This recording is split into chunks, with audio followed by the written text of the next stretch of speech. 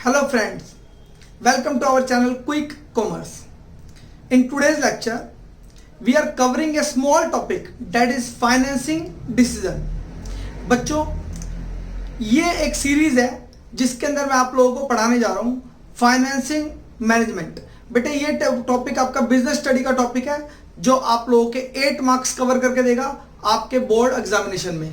इसके अंदर हम सारे के सारे important topics with case studies cover करेंगे, तो आप लोग मेरे साथ बने रहिए और इस चैप्टर को सीखते रहिए। और इससे पहले के कॉन्सेप्ट्स को जानने के लिए आप लोगों को मेरी प्रीवियस वीडियो भी एक सिक्वेंशियल पोजीशन में देखनी पड़ेंगी। तो स्टार्ट करते हैं आज का लेक्चर।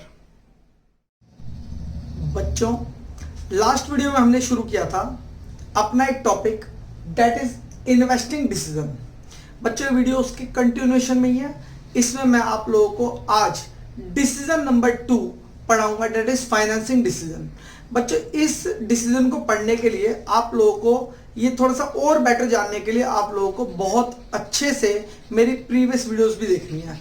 तो शुरू करते हैं। देखो, आप लोगों को मैंने बताया था पिछली क्लास में इन्वेस्टमेंट डिसीजन वो क्या होता है। तो मैंने उसमें आप लोगों को बताया था कि it includes 2 type of decision, that is long term and short term. Long term decision को हम बेटे बोलते थे कैपिटल वेटिंग डिसीजन, और शॉर्ट टर्म डिसीजन को हम लोग बोलते थे वर्किंग कैपिटल डिसीजन। बच्चों, इसके बाद हम कंटिन्यू करते हैं। अब नेक्स्ट है दैट इज फाइनेंसिंग डिसीजन। बच्चों, आज हम फाइनेंसिंग डिसीजन के बारे में बात करेंगे। तो पढ़ने से पहले मैं आप लोगों को बता दूं कि फाइनेंसिंग डिसीजन बेसिकली होता क्या है। बेटे, फाइनेंसिंग डिसीजन को जानने से पहले इन्वेस्टिंग डिसीजन जरूर समझो, उसके बाद आप फाइनेंसिंग डिसीजन बहुत अच्छे से समझ पाएंगे। बच्चों, फाइनेंसिंग डिसीजन का बेसिक मीनिंग होता है कि जो पैसों की रिक्वायरमेंट है ना आपको बिजनेस में, अब उस पैसे के आने के सोर्सेज क्या है, वो पैसे कहां से आएंगे। अब ये पैसे जहां से आएंगे उन सोर्सेज की डीप स्टडी ही कही जाती है फाइनेंसिंग डिसीजन। तो बेटे, मैं फाइनेंसिंग डिसीजन आप लोगों को पढ़ाऊंगा। तो बेसिकली इसके अंदर सिर्फ एक मेजर टॉपिक कवर होगा कि जितना पैसे की हमें रिक्वायरमेंट है, जो हमने इन्वेस्टिंग डिसीजन में सीखा था, उसके बाद जितने पैसे की हमें रिक्वायरमेंट है वो पैसा कहां से बिजनेस के अंदर आएगा, तो उसके सोर्सेज क्या हैं। तो बच्चों, इसी के साथ हम शुरू करते हैं। इसकी डेफिनेशन देखें। फाइनेंसिंग डिसीजन बेसिकली है क्या? It relate to the amount of finance. देखो बेटा, ये बहुत ध्यान से देखनी है आपको बात। देखो, ये बात आपको बहुत ध्यान से देखनी है। कह रहा है अमाउंट ऑफ फाइनेंस, यानी कि पैसे आने का अमाउंट, वो कहां से सोर्स है वो। इसके बाद टू बी रेज फ्रॉम, कि वो कहां से आएगा, वेरियस लॉन्ग टर्म सोर्स। बच्चों सुनो, देखो बिजनेस के अंदर बेसिकली हमें लॉन्ग टर्म फाइनेंस की बड़ी रिक्वायरमेंट होती है। जब हम बिजनेस स्टार्ट करते हैं तो बिजनेस के अंदर जो भी इन्वेस्टमेंट होती है वो एक लॉन्ग टर्म नेचर की होती है। तो हमें लॉन्ग टर्म सभी प्रकार की लॉन्ग टर्म असेट्स परचेज करने के लिए हमें लॉन्ग टर्म बोरिंग्स करनी पड़ती है या लॉन्ग टर्म मनी की रिक्वायरमेंट होती है। वो मनी की रिक्वायरमेंट हम पूरी करते हैं by the help of financing decision, जिसमें हम आगे देखेंगे। बेटे, लॉन्ग टर्म डिसीजन 2 टाइप के हैं। First is debts and second is equity. बेटे, 2 सोर्स है हमारे पास, एक डेट्स और एक इक्विटी। बच्चों, अब काम क्या होता है सर डेट्स कौन से होते हैं? बेटे, डेट्स का मतलब होता है बेसिकली लायबिलिटीज, जो हमें 100% किसी की रिफंड करनी है, पे करनी है। उसका एक टाइम पीरियड है, वो उस टाइम पीरियड के बाद मुझे वापस चुकानी ही पड़ेंगी। मैं उस पैसे को अपने पास नहीं रख सकता। वो मेरे सर पे सीधा एक बोझ है, मेरे लिए कर्जा है, इससे ज्यादा मेरे लिए वो कुछ नहीं है। और मेरे को उस पर एक फिक्स नेचर का इंटरेस्ट भी पे करना होता है, जो फिक्स होता है। जितने भी डेट्स फाइनेंसिंग होती हैं उनको हमारे बिजनेस से कोई लेना देना नहीं होता है। चाहे मेरा बिजनेस बूम करे चाहे डाउन जाए, कोई भी सिचुएशन आए, वो लोग मुझसे एक fix rate of interest charge करेंगे, जो मुझे टाइमली उनको पे करना पड़ेगा, चाहे बिजनेस की पोजीशन जो मर्जी हो। तो देखो बच्चों, डेट्स मींस बोरोड फंड। बेटे, बोरोड फंड मतलब जो मैंने किसी से ले रखा है, जो मुझे चुकाना है। इसके बाद बेटे repay with in fix period, एक फिक्स पीरियड के लिए होता है, एक फिक्स पीरियड के बाद मुझे रीपे करना पड़ेगा। It involves financial risk. बेटे, फाइनेंशियल रिस्क क्या होता है? अब देखो प्रॉब्लम आ गई कि sir what is the meaning of financial risk. देखो बेटे, फाइनेंशियल रिस्क बेसिकली एक छोटी सी टर्म है जो आप लोगों को ये बताती है कि सर हमारे बिजनेस में कितना ऐसा रिस्क है जो मुझे डेट्स की वजह से आया है। बेसिकली मैं बताता हूं आपको, सुनो। मान लो मैंने 1 लाख रुपए का कर्जा लिया और 10% मुझे उस पर ब्याज देना है, तो मेरे को ब्याज देना है 10,000 रुपया। लेकिन अगर मैं बिजनेस से कमा ही रहा हूं 8,000 रुपया, तो क्या मैं 10,000 रुपये का कर्जा या उसका ब्याज दे पाऊंगा? नहीं। तो यही इसी रिस्क को बोलते हैं बेटे फाइनेंशियल रिस्क। और याद रखना, जिसमें मुझे फिक्स अमाउंट पे करना होता है या फिक्स रेट ऑफ इंटरेस्ट पे करना होता है, बिजनेस की पोजीशन चाहे जो मर्जी हो मुझे वो पे करना ही करना पड़ेगा, तो वो हमेशा हमें देगा फाइनेंशियल रिस्क। यही है बेटे टॉपिक फाइनेंशियल रिस्क का। तो ध्यान रखना, इट इन्वॉल्व्स फाइनेंशियल रिस्क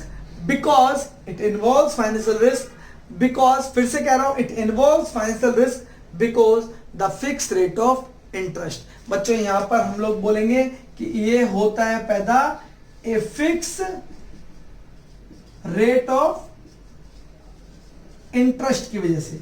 बच्चों बहुत काम की बात थी, उम्मीद करता हूं आप लोगों को डेट फाइनेंसिंग समझ आया होगा। इसके बाद बेटे हमारे पास सेकंड आता है, that is equity. Equity means बेटे that is shareholder fund. Business के लिए ये पैसा वो पैसा है जो उसके शेयर से आता है। इनको हम रिपे करते हैं पैसा, एक टाइम फिक्स टाइम नहीं है यहाँ पर, हम जब मर्जी उनको रिपे कर सकते हैं। चाहे तो हम उनके शेयरों को बाय बैक करें, अगर वो इक्विटी शेयर तो बाय बैक होंगे, और अगर वो प्रेफरेंस शेयर तो उनकी रिडम्पशन होगी। तो रिडम्पशन के लिए एक फिक्स टाइम है, पर बाय बैक का कोई फिक्स टाइम नहीं है। और ये भी जरूरी नहीं है कि कंपनी उनको बाय बैक करे ही। हाँ, बस ध्यान रखने वाली बात क्या है कि हमारे जितने भी इक्विटी फंडिंग ये लॉन्ग रन के हैं और इनकी रीपेमेंट की नीड नहीं होती किसी भी बिजनेस को। कंपनी चाहे तो रीपे करे, कंपनी चाहे तो ना रीपे करे, दोनों सिचुएशन में ये वर्क करेंगे। हाँ, इसके ऊपर कंपनी को एक रेट ऑफ डिविडेंड, एक fix rate of dividend pay करना पड़ता है, जो कंपनी टाइमली उन्हें पे करती रहती है। और शेयर्स वर्क करते रहते हैं अपने साथ, वो उनको सिर्फ हमारे से अर्निंग चाहिए। They are the investors, they are the owner of a business. तो बच्चों इनके पैसे वापस करने की जरूरत नहीं होती किसी बिजनेस को। सो शेयर होल्डर फंड हमारा इसका दूसरा नाम है। नो रीपेमेंट, इसके अंदर रीपेमेंट की रिक्वायरमेंट्स नहीं होती हैं और कोई फिक्स रेट ऑफ कॉस्ट नहीं होती है जो आपको चुकानी है। ये कंपनी के ऊपर मर्जी की बात है कि कंपनी उसमें पे करेगी या नहीं पे करेगी। ये कोई बर्डन नहीं है, इससे कोई भी सर पे बोझ नहीं आता है। इसकी वजह से ही हम लोग बोलते हैं नो रिस्क ऑफ फाइनेंसिंग। इसके अंदर फाइनेंस का कोई भी प्रकार का रिस्क अवेलेबल नहीं है। बच्चों इसके बाद मैं आप लोगों को कुछ छोटी छोटी और बातें डिस्कस करूंगा। आज का एक टॉपिक थोड़ा सा रिलेवेंट है। अक्सर सबसे ज्यादा जो प्रॉब्लम क्रिएट होती है वो इसी टॉपिक में होती है। इससे आगे चैप्टर इजी है, इससे पहले भी चैप्टर इजी था। तो बच्चों सुनो मेरी बात ध्यान से। अभी मैंने आप लोगों को दो प्रकार के फाइनेंसिंग सोर्स बताए, एक डेट से बताया, एक इक्विटी बताया। और मैंने तुम्हें बताया था बेटे डेट्स में ये कमियां हैं, ये बेनिफिट है, लेकिन इक्विटी में ये कमियां और ये बेनिफिट है। बेटे इससे आगे ना अब मैं आपको कुछ बातें बताऊंगा, तो आप लोग जरा समझने की कोशिश करना। आज मैं आपको मेजरमेंट ऑफ फाइनेंशियल रिस्क के बारे में बताऊंगा कि how to measure the financial risk. किसी भी बिजनेस के फाइनेंशियल रिस्क को कैसे मेजर किया जा सकता है। तो आप इस स्लाइड से देखिए जरा, देखो मेजरमेंट ऑफ फाइनेंशियल रिस्क। बेटे मेजरमेंट ऑफ फाइनेंशियल रिस्क यानी कि एक बिजनेस को कितना रिस्क है, एक बिजनेस को कितना रिस्क है मतलब फाइनेंस की वजह से, तो वो सब मेजर करेंगे। तो बेटे इसको तो समझने के लिए मैं आप लोगों को सबसे पहले एक बैलेंस शीट के बारे में कुछ छोटी सी बातें बताऊंगा। बैलेंस शीट एज यूजुअल आप लोगों को पता है बैलेंस शीट क्या होती है। तो बेटे देखो ये बैलेंस शीट है। बैलेंस शीट में ना बेटे देखो इक्विटी, प्रेफरेंस, डेट्स, ये सब जितनी भी चीजें होती है ना बेटे, जितनी भी चीज होती है, यहाँ पे करंट लायबिलिटी भी होती है, मैंने लिखी नहीं लेकिन मैं आप लोगों को बता रहा हूँ। सुनो, ये जितने भी सोर्स है ना बेटे, ये लॉन्ग टर्म फाइनेंस के सोर्स है। किसी भी बिजनेस को जब भी पैसों की रिक्वायरमेंट पड़ती है, या तो पैसे वो इक्विटी से लेता है, या फिर प्रेफरेंस से, या फिर लेता है डेट्स, लोन से या डिवेंचर से। तो बेटे पैसे के सोर्सेज हमारे पास ये है। अब इन सोर्सेज, आप एक बात सुनो, सिंपल से एक बात, आप किसी से कोई सामान लेते हो तो आपको उसके लिए कीमत चुकानी पड़ती है ना। आप मार्केट गए, एक ब्रेड पैकेट लेके आए, ब्रेड का पैकेट, एक बिस्किट का पैकेट लेके आए, आप उसके लिए पैसे देके आते हो ना। तो कोई भी चीज दुनिया में फ्री ऑफ कॉस्ट नहीं मिलती। तो बेटे किसी बिजनेस को जब वो पैसे लेता है बिजनेस करने के लिए, तो ये सब चीजें भी उसे फ्री ऑफ कॉस्ट नहीं मिलती। इनके लिए भी उसे कुछ कीमत बाजार में चुकानी पड़ती है, और उसी कीमत को बोलते हैं बेटे कॉस्ट ऑफ कैपिटल। यानी कि जो सोर्स हमारे पास जहां से पैसे आ रहे हैं, इनकी जो कीमत क्या चुकानी पड़ रही है। जैसे देखो बेटे, अगर पैसा इक्विटी से उठाएंगे तो हमें डिविडेंड देना पड़ेगा, अगर प्रेफरेंस से उठाएंगे तो हमें फिर से डिविडेंड देना पड़ेगा, और बेटे अगर हम पैसा डेट से उठाएंगे तो इसके रिस्पेक्ट में हमें इंटरेस्ट की, फिक्स इंटरेस्ट की पेमेंट करनी पड़ती है, जो हमारे बेसिकली सोर्स है। इनके लिए मेरे को जो भी पैसा चुकाना पड़ता है that is considered as capital, cost of capital. तो बेटे कॉस्ट ऑफ कैपिटल उम्मीद आपको समझ आई होगी। अब मैं आप लोगों को यही फाइनेंशियल रिस्क मेजर करना सिखाऊंगा bye the help of this cost. अब इन सब बात को सीखने के लिए आप लोगों को ये वीडियो बहुत बहुत बहुत ध्यान से इससे आगे देखनी पड़ेगी। तो आप लोग मेरे साथ एक एग्जांपल देखें, और एग्जांपल को वीडियो के बाद में एक बार साइड हो जाऊंगा, आप लोग इसको कॉपी भी कर लें, लेकिन ये बहुत अच्छा है, पहले आप समझने पे फोकस करें। देखें बेटे एग्जांपल है हमारा, जैसे देखो रिटर्न ऑफ ए कंपनी 12%। मान लो एक कंपनी 12% का रिटर्न देती है, 12% उसकी कमाई है, वो जितना भी आप उसमें पैसा लगाओगे वो 12% कमा के देते हैं। जैसे मान लो उसने 10 लाख लगाए तो 12% यानी कि 1,20,000 वो कमा लेगी। कॉस्ट ऑफ डेट्स, बेटे जो कर्जा ले रखा है ना डेट से, उसके लिए जो चुकाया जाता है वो 10% का ब्याज है बेटे, ठीक है। और कैपिटल की रिक्वायरमेंट, किसी बिजनेस को पैसों की जो जरूरत है वो 10 लाख रुपए की है मान लो, ठीक है बेटे। ये पैसा या तो बिजनेस डेट से लेगा या पैसा इक्विटी से लेगा, यही दो सोर्स है बेटे। इसके बाद हम बात करते हैं इसको आगे प्रोसीड करने की। मान लो मैंने तुम्हारे सामने 4 कंपनी ली, ए बी सी डी, ठीक है बेटे। इन चारों कंपनी में 10-10 लाख रुपए की जरूरत है, डेट्स लेंगे तो 10% में मिलेगा, और ये कंपनी चारों बराबर का ही रिटर्न कमाती है, डेट इज 12%, ठीक बेटे। तो देखो अगर मैं पहली कंपनी की बात करूं तो उसने सारे पैसे कहां से उठा लिए, इक्विटी से, और 0 रुपया उठाया डेट से, ठीक है बेटे। पता है बेटे ऐसी कंपनीज को क्या बोलते हैं, ऐसी कंपनीज को क्या नाम देते हैं, इन्हें बोलते हैं बेटे अनलीवर्ड फर्म या अनलीवर्ड ऑर्गेनाइजेशन। अभी मैं आपको इसके अगले वाले टॉपिक में बताऊंगा कि लीवर्ड और अनलीवर्ड का कॉन्सेप्ट क्या है, लेकिन मैंने आप लोगों को अभी जो कॉन्सेप्ट बताया that is concept of unlevered firm. तो जिसके अंदर डेट्स नहीं होते, तो अगर कोई आपसे पूछे what do you understand by unlevered firm, the firm which has no debts are considered as unlevered firm, ठीक है बेटे। तो देखो इसके अंदर 10 लाख रुपए इक्विटी से है, डेट्स 0 है। ऐसी इस वाली कंपनी में 8 लाख रुपए इक्विटी से है, डेट इज 2 लाख रुपए डेट से आए होंगे। तो 5 लाख रुपए इक्विटी से आए, 5 लाख डेट से आए, और 2 लाख रुपए इक्विटी से आए, और 8 लाख रुपए डेट से आए। बेटे सब ने अपनी अपनी रिक्वायरमेंट 10-10-10-10 लाख की कंप्लीट की। इसके बाद मैंने देखा कि अर्निंग 12% है, तो सभी ने 10 लाख पे 12%, दैट इज 1,20,000, 1,20,000, 1,20,000 और 1,20,000 रुपए की अर्निंग की होगी। इसके बाद बेटे इसी अर्निंग के बाद उन्हें इंटरेस्ट पे करना है डेट्स पे। अब डेट्स पे इंटरेस्ट देखो बेटे, यहां देखो जरा सब जने, डेट्स का रेट क्या है 10%, और यहां डेट्स कितने हैं 0, तो 0 का 10% दैट इज 0। इसके बाद में 2 लाख का 10% दैट इज 20,000 बेटे। इसी तरह 5 लाख का 10% दैट इज 50,000, एंड ऐसे बेटे 80,000, 8 लाख का 10% दैट इज 80,000 बेटे। ये कैलकुलेशन की तो मैंने अर्निंग से माइनस किया, तो मेरे पास earning after tax, sorry earning after tax नहीं बच्चों, earning before tax, that is before.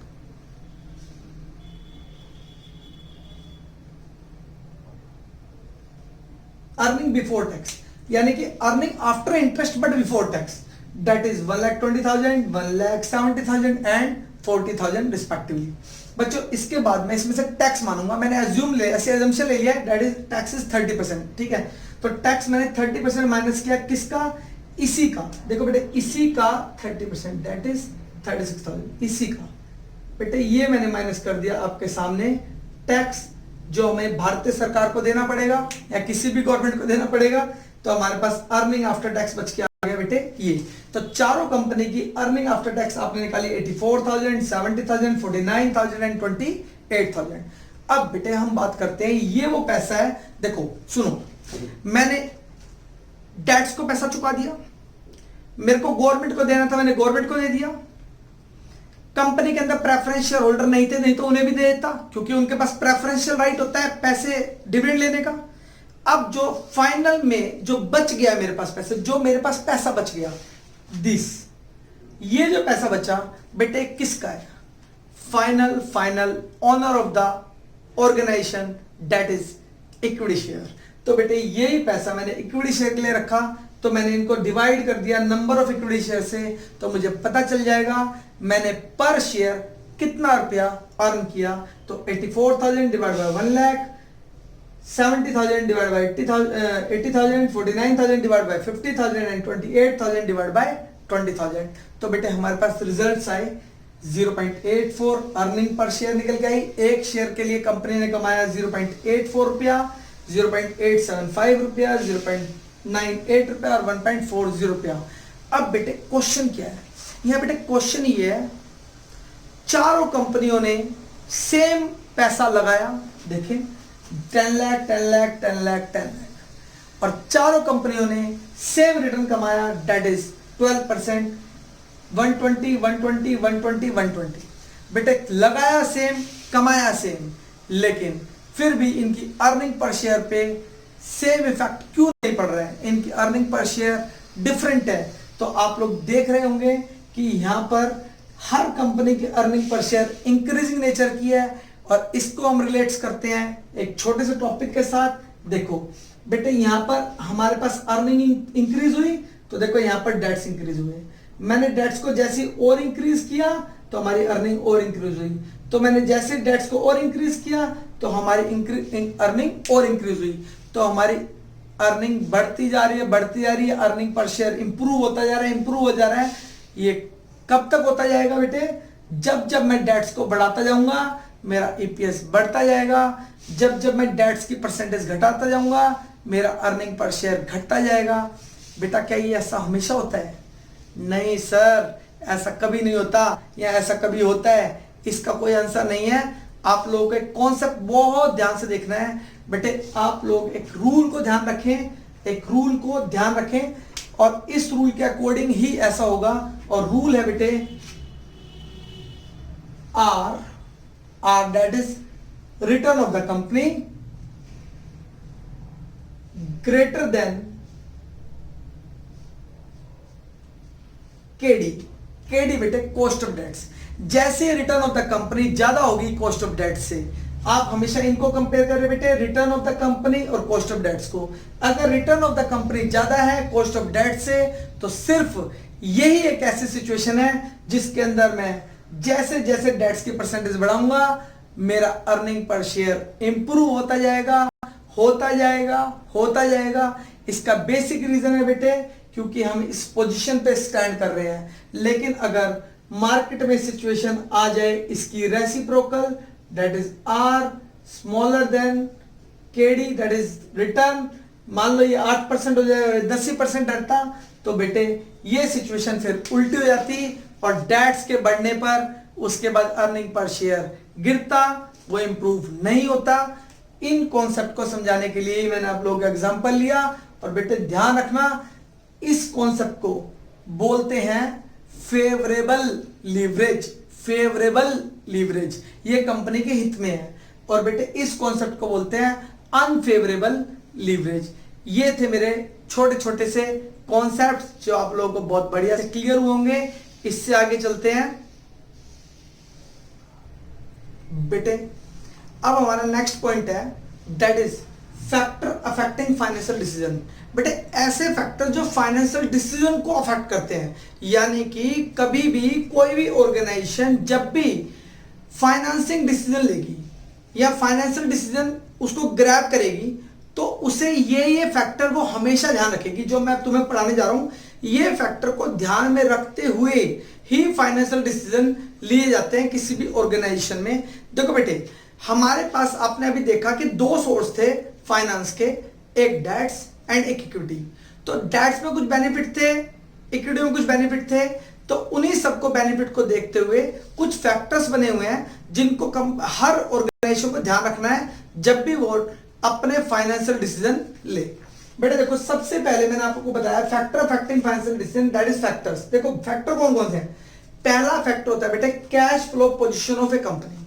सुनो, अगर मान लो एक ऑर्गेनाइजेशन का कैश फ्लो पोजीशन बड़ा मजबूत है, स्ट्रेंथ बहुत मजबूत, यानी कि उसका लॉट ऑफ कैश है, लॉट ऑफ लिक्विडिटी है और उसके पास बिजनेस में कैश आता रहता है, कोई प्रॉब्लम नहीं है कैश की, तो बेटे वो हमेशा डेट्स को प्रेफर करेगा।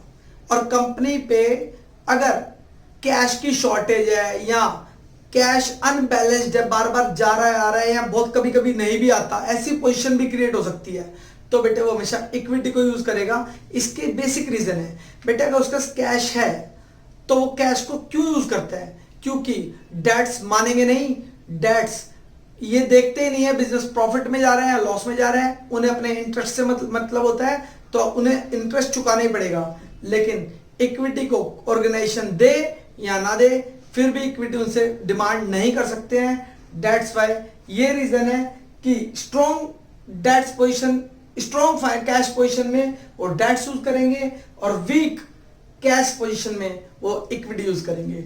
इसके बाद बेटे हमारा पॉइंट नंबर 2 आता है, that is cost of source of finance. बेटे मैंने अभी इससे पहले वाली साइड में बताया था कि आपको कोई भी चीज फ्री नहीं मिलती, तो चाहे आप पैसा कॉस्ट डेट से लो या आप इक्विटी से लो, आपको उसकी कीमत चुकानी ही पड़ेगी।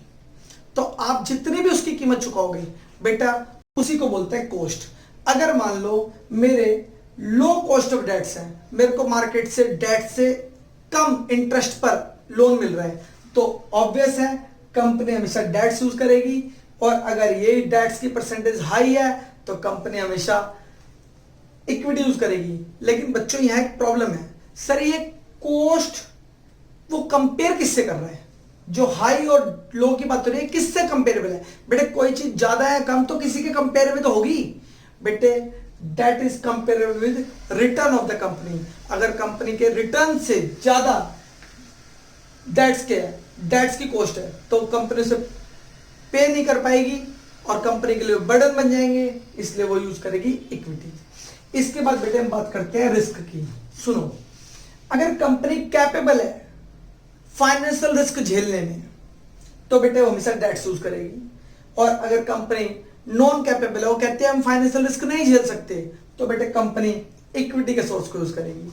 इसके बाद नेक्स्ट है बेटे level of fix operating cost. बेटे हर बिजनेस की अपनी ऑपरेशंस की फिक्स कॉस्ट होती है, वो खर्चे उनको देने ही पड़ते हैं। जैसे कि मैं तुम्हें एग्जांपल दूं, मान लो कोई बिजनेस है, मैंने एक रेंट पे एक फैक्ट्री ली, अब चाहे प्रोडक्शन हो ना हो मुझे वो कीमत चुकानी पड़ेगी, उसका रेंट मुझे देना ही पड़ेगा। These are the fixed expense. Fixed expense का मतलब होता है जो हमें पे करने ही करने हैं, चाहे मैं उस पर प्रोडक्शन करूं या ना करूं, चाहे प्रोडक्शन बढ़े या प्रोडक्शन जीरो रहे या फैक्ट्री बंद रहे या फैक्ट्री बहुत तेज ग्रो करे, ये फिक्स खर्चा है बेटे। इसी तरह interest on debts is also a fix cost. So अगर कंपनी कैपेबल है फिक्स कॉस्ट को, या उसके पास अभी फिक्स कॉस्ट कम आ रही है, अभी उसके पास फिक्स कॉस्ट कम है, तो वो फिक्स कॉस्ट बढ़ा सकते हैं by the help of taking borrowings from debts. और सेकंड बेटे अगर उसके पास पहले से हाई फिक्स कॉस्ट है तो हमेशा फाइनेंस के लिए यूज करेगी वो इक्विटी, क्योंकि वो अपने ऊपर और फिक्स कॉस्ट के बर्डन को बढ़ा नहीं सकती। इसके बाद बेटे हम बात करते हैं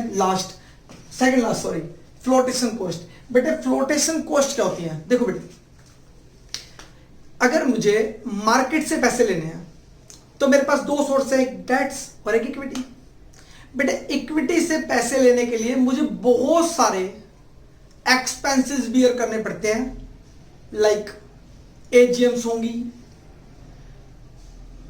सेबी गाइडलाइंस फॉलो करनी होंगी, उनकी एक प्रॉपर फीस जाएगी, प्रोस्पेक्टस छपेगा, there are lot of expenses बच्चों। तो इन लॉट ऑफ एक्सपेंसेस को अगर कंपनी बियर करना चाहती है, कहते हैं हम बियर कर लेंगे, तो वो यूज करेगी हमेशा इक्विटी। और अगर वो कहती है नहीं नहीं हमें कोई फ्लोटेशन कॉस्ट या इस तरह के खर्चे बियर नहीं करने हैं, वो सीधे बैंक जाएगी या फिर सीधे डिवेंचर इशू करेगी और उनसे पैसा लेके बिजनेस में यूज करेगी। तो यहाँ पे लो फ्लोटेशन कॉस्ट मतलब यहाँ ना के बराबर फ्लोटेशन कॉस्ट होती है, तो वो डेट्स यूज करेंगे। एंड बेटे लास्ट इज कंट्रोल। अगर एक ऑर्गेनाइजेशन चाहती है कि उसके अंदर और भी बहुत सारे लोगों से कंट्रोल कर ले, इजीली वो अपने कंट्रोल को रिलीज करना चाहती है, कोई और भी उसको कंट्रोल कर सके, तो बेटे वो हमेशा यूज करेगी इक्विटी। और अगर ऑर्गेनाइजेशन चाहती है कि सारे डिसीजन पे उसी का खुद का कंट्रोल रहे, कोई भी उसके डिसीजन के बीच में इंटरप्शन क्रिएट ना कर सके, तो बेटे वो हमेशा यूज करेगी दैट इज डेट्स। बेटे यहाँ था हमारा एक फाइनेंशियल डिसीजन, जो आज की क्लास में मैंने आपको फाइनेंशियल डिसीजन बिल्कुल खत्म कर दिया है। और इसके बाद हमारे पास एक लास्ट डिसीजन बचता है, डेट इज डिविडेंड डिसीजन। और डिविडेंड डिसीजन के बाद बेटे लास्ट वीडियो में मैंने आपको बताया था कि शॉर्ट टर्म इन्वेस्टमेंट डिसीजन के लिए मैं आपको एक सेपरेट वीडियो बना के दूंगा। और इसी के साथ विद इन नेक्स्ट 3 और 4 वीडियोस आपका ये चैप्टर कंप्लीट हो जाएगा। फिर हम इसकी केस स्टडीज की कुछ वीडियोस बनाएंगे। आज वाला न्यूमेरिकल मैंने आप लोगों को समझाया और इसी के साथ हम एक बहुत छोटा सा 5 मिनट का रिवीजन देते हैं। तो रिवीजन स्टार्ट करते हैं, तो मेरे साथ आप इस रिवीजन को जरूर करें और वीडियो को लास्ट तक देखें। देखो बेटे, मैंने आज आपको पढ़ाया फाइनेंसिंग डिसीजन, ये हमारा सेकंड डिसीजन था। फर्स्ट था इन्वेस्टमेंट, दूसरा था फाइनेंसिंग एंड तीसरा है डिविडेंड। तो बेटे यहाँ पर हम बात करते हैं हमें जो पैसा चाहिए वो पैसा हम कहां से उठाएंगे। तो there are 2 sources, one is debts and second is equity. इन दोनों डिसीजंस को लेने के लिए मैंने आपको डेट्स के कुछ फीचर्स बताए और मैंने तुम्हें इक्विटी के कुछ फीचर्स बताए। इसके बाद मैंने आप लोगों को एक एग्जांपल के साथ बताया कि किस तरह से कंपनी अपनी अर्निंग पर शेयर को इंप्रूव कर सकती है। बस यहाँ पर ध्यान रखने वाली बात यह है कि डेट्स फाइनेंसिंग बढ़ाने से अर्निंग पर शेयर इंप्रूव सिर्फ तभी होगी जब फेवरेबल फाइनेंशियल लीवरेज हो। और बेटे फेवरेबल फाइनेंशियल लीवरेज कब होती है? जब कंपनी के द्वारा कमाई की पैसा, that is return of the company, greater then हो कॉस्ट ऑफ डेट से। अगर हमारी डेट से ज्यादा रिटर्न आएगा तो हम उसे फेवरेबल लीवरेज बोलेंगे, वरना वो अनफेवरेबल लीवरेज के नाम से जानी जाएगी। अगर हम अनफेवरेबल लीवरेज में हैं तो डेट्स बढ़ने से अर्निंग पर शेयर घटेगा, और अगर हम फेवरेबल लीवरेज में हैं तो डेट्स के बढ़ने से अर्निंग पर शेयर भी इंप्रूव होगा। इसी के बाद बेटे मैंने आप लोगों को बताया कि किस तरह से कुछ फैक्टर्स हैं जो अफेक्ट करते हैं फाइनेंसिंग डिसीजन को, जिसमें से मैंने ये वाली स्लाइड पे दिखाया आपको। मैंने कहा फैक्टर अफेक्टिंग फाइनेंशियल डिसीजंस में कैश फ्लो पोजीशन स्ट्रॉन्ग है, डेट्स वीक है, equity cost of source of finance में अगर लो कॉस्ट ऑफ डेट्स है देन डेट्स, और हाई कॉस्ट ऑफ डेट्स है देन इक्विटी। बट इसका कंपैरिजन हमेशा रिटर्न ऑफ द कंपनी के साथ करना था। फिर बेटे रिस्क, अगर कंपनी कैपेबल है to take a risk then use debts, otherwise equity. And level of the fix operating cost, अगर कंपनी का ऑलरेडी पहले से ही बहुत फिक्स कॉस्ट ज्यादा आ रही है तो वो हमेशा फॉलो करेगी इक्विटी, अदरवाइज लो फिक्स कॉस्ट में हमेशा फॉलो करेगी डेट्स। इसके बाद फ्लोटेशन कॉस्ट के बारे में बात करते हैं, that is if want to bear equity. ध्यान रखना बेटा, फ्लोटेशन कॉस्ट अगर कंपनी चाहती है वो बियर करे फ्लोटेशन कॉस्ट। फ्लोटेशन कॉस्ट बेटे डेट्स को लेने के लिए जो खर्चा होता है वो, अगर वो बियर करे तो इक्विटी, और कंपनी अगर ऐसे खर्चे को बियर नहीं करना चाहती तो they always follow that is debts. And last that is control. बेटे कंट्रोल के केस में अगर कंपनी अपने कंट्रोल को रिलीज करना चाहती है, वो चाहती है हमारे फाइनेंशियल डिसीजन में या किसी भी डिसीजन में अदर पर्सन भी इन्वॉल्व हो, तो वो यूज करेगी इक्विटी। और अगर वो चाहती है कि हम खुद ही अपने डिसीजन मेकिंग करें, कोई हमारे डिसीजन को अफेक्ट ना करें, तो बेटे वो फॉलो करेगी डेट्स। बेटे ये था हमारा एक छोटा सा चैप्टर, एक छोटा सा टॉपिक। अभी चैप्टर खत्म होने में टाइम है, आप लोगों को समझ आ रहा होगा बहुत बढ़िया तरीके से। तो इसके बाद आप प्लीज, मैं तुमसे फिर से एक बात दोबारा रिपीट कर रहा हूं, अगर आप लोगों में से किसी को ये टॉपिक्स बहुत बढ़िया से कवर करने हो विद केस स्टडीज और सब कुछ, तो आप लोग हमारे इन वीडियोस को स्टार्टिंग से देखें। क्विक कॉमर्स चैनल को सब्सक्राइब करें, ज्यादा से ज्यादा अपने फ्रेंड्स का शेयर करें। बेटे आपके इस जुलाई के मंथ में होने वाले एग्जाम के लिए वीडियोस बहुत हेल्पफुल रहेंगी। आप लोग पढ़ें, घर पे पढ़ें, खूब सारे नोट्स बनाएं। हमारे जितने भी चार्ट्स हैं इनको वीडियोस को पॉज कर करके इनको कॉपी पे नोट करें, और उसके बाद आप किसी भी राइटर की बुक से आप उसे रीड करें, बहुत बढ़िया से पढ़ें। बेटे मैं आपको वादा कर रहा हूं, ये जो चैप्टर बिजनेस स्टडी का सबसे टफ और सबसे ज्यादा दुखी करने वाला चैप्टर है, ये आप लोग के लिए बहुत आसान हो जाएगा। आप लोगों को वीडियोस में बहुत मजा आएगा। आगे भी देखें, चैनल को सब्सक्राइब करें। इसमें ऐसा नहीं है कि सिर्फ और सिर्फ बेसिकली अकाउंटेंसी का चैनल है या बिजनेस स्टडी का चैनल है, ये इकोनॉमिक्स और व्हाटएवर मैथ्स और lot of subjects which is related to accountancy या फिर which is related to commerce. बेटे इसीलिए इसका नाम है क्विक कॉमर्स। तो आप लोग प्लीज, रिक्वेस्ट है, अच्छा प्लीज एक और बात, आप में से बहुत सारे बच्चे बेल आइकन प्रेस नहीं करते हैं, प्लीज आप बेल आइकन प्रेस करें, इससे आपको जो लगातार वीडियोस आ रही है उनके नोटिफिकेशन मिलते रहेंगे। नहीं तो फिर मैं आपको कैसे बता पाऊंगा कि आपकी वीडियोस, मेरी वीडियो आपके पास आ चुकी है। तो आप लोग प्लीज बेल आइकन प्रेस करें और वीडियोस को बहुत बढ़िया से देखें। Okay, bye.